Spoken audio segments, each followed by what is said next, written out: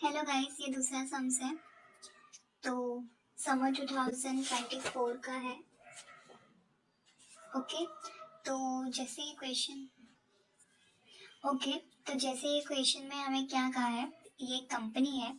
Company के पास दो add थे, उसने दो ऐड क्रिएट किए थे और टेस्ट किए थे कि कौन सा सबसे ज़्यादा इफेक्टिव है। ओके, कौन सा एडवर्टाइज सबसे ज़्यादा इफेक्टिव है। तो यहाँ जैसे कि हमें एडवर्टाइज ए भी दिया है और एडवर्टाइज बी भी दिया है। तो एडवर्टाइज ए में जैसे हम देख सकते हैं, कंपनी ने कहा है कि जब हमने एडवर्टाइज ए लॉन्च किया था तब 60 लोगों ने देखा था ऐड को, लेकिन प्रोडक्ट ट्राई कितने लोगों ने किया? सिर्फ 18 लोगों ने प्रोडक्ट ट्राई किया। ओके। एंड सेकेंड लाइन में हम कह रहे हैं कि जब एडवर्टाइज बी उन्होंने लॉन्च किया था तब सिर्फ 100 लोगों ने देखा ऐड को और ना ट्राई किया सिर्फ 22 लोगों ने, 22 लोगों ने उस प्रोडक्ट को ट्राई किया। ओके। और कंपनी का same at the same time ये मानना है ए है वो मोर इफेक्टिव है। ओके। तो मैंने कल आपको जैसे बताया था कि मोर वर्ड बोले या इंक्रीज वर्ड बोले तो हमें समझ जाना है कि ये वन टेल का सम्स है। ओके। हमें डायरेक्टली कहा है कि ये ना कंपनी का मानना है कि प्रोडक्ट जो एडवर्टाइज ए है वो ज़्यादा इफेक्टिव है देन एडवर्टाइज बी।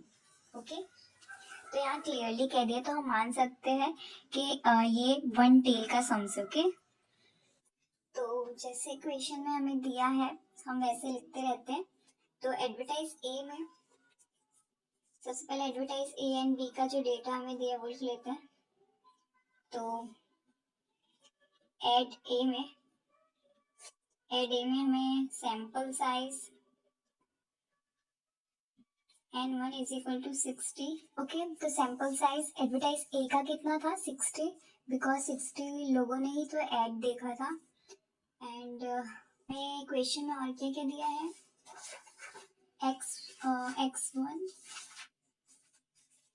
x1 हम देंगे जिन्होंने एड प्रोडक्ट को यूज किया था ऐड देख के, नंबर ऑफ कस्टमर्स हैं। इसके बाद हमें कुछ नहीं दिया। अब एडवर्टाइज बी का यहाँ पे लिखते हैं एड बी का। ओके। तो एड बी का सैंपल साइज कितना था? क्वेश्चन में देखिए N2 इज इक्वल टू, उसे हम N2 देंगे नाम 100, x2 इज इक्वल टू 22 जिन्होंने प्रोडक्ट ट्राई किया। ओके। अब इसके बाद हमें सक्सेस फाइंड आउट करना पड़ेगा। सक्सेस फाइंड आउट करना पड़ेगा दोनों एड्स का। ओके। सक्सेस रेट हम फाइंड आउट करते हैं। तो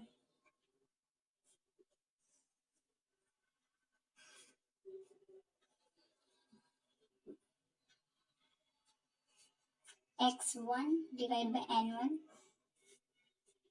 18, तो कितना है? 0.30 आया एड ए का। ओके। ये एडवर्टाइज ए का। तो हम एडवर्टाइज बी का भी सेम ऐसे फाइंड आउट कर लेंगे। 2 100 0.22। ओके। ये सक्सेस किसका आया? एडवर्टाइज बी का। ये सक्सेस रेट कौन से ऐड का है? Advertisement B.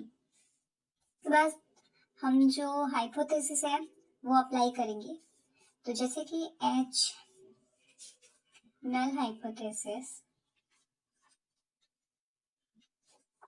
Is equal to, तो नल हाइपोथेसिस ऑलवेज क्या कहता है? There is no difference in both ad. Okay, कोई डिफरेंस नहीं है। तो हम कह सकते हैं कि null hypothesis is equal to ad 1 is equal to ad 2, दोनों सेम है, कोई डिफरेंस नहीं है, दोनों इक्वल है। ओके। उसके बाद अल्टरनेटिव हाइपोथेसिस,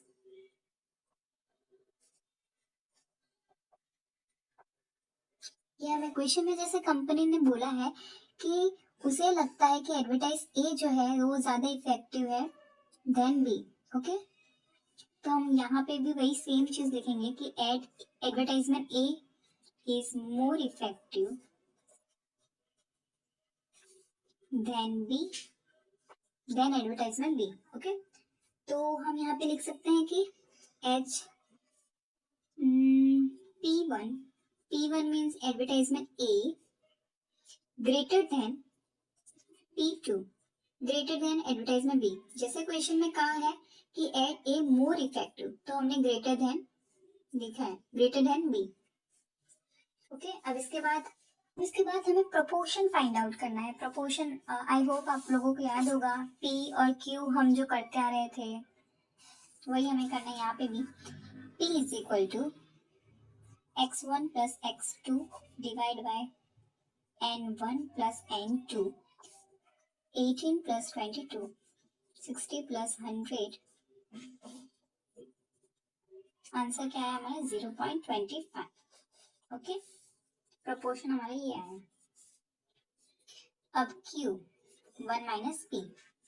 ओके, ये फॉर्मूला, तो P हमारा 0.25, आंसर क्या है 0.75। ओके, ये हमने फाइंड आउट कर लिया। अब यहाँ पे आगे क्या करना है, Z वैल्यू। Z वैल्यू की फॉर्मूला थोड़ी अलग है,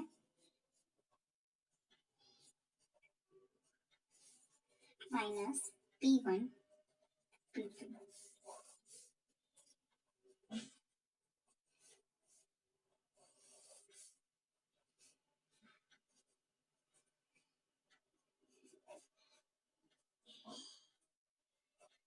ओके, ये हमारी Z वैल्यू की फॉर्मूला है। अब सेम हम वैल्यू पुट अप करते हैं। तो हमने ये फाइंड आउट किया था ऊपर, देखो यहाँ पे ये हमने फाइंड आउट किया है, वही लिखना है हमें यहाँ पे। 0.30 माइनस 0.22, और ये हमें नहीं दिया था तो हम 0 लिखेंगे यहाँ पे। ओके, एंड ए पी और क्यू हमने ऊपर ही फाइंड आउट किया था। ओके, तो 0.25 मल्टीप्लाई बाय 0.75, एंड हमें पता है एन क्वेश्चन में 60 प्लस 100। उसके बाद हम इसे माइनस करेंगे तो 0.08, उसके बाद तो ये तो 0 ही है। इसे हम मल्टीप्लाई करेंगे तो कितना आएगा,